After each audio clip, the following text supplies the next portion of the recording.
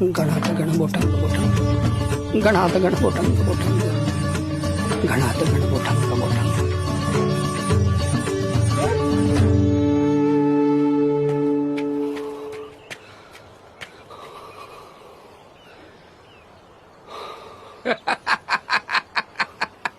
महाराज, वायल्या उसातून रस नसते निघत, कोटी फटाय ते हिर.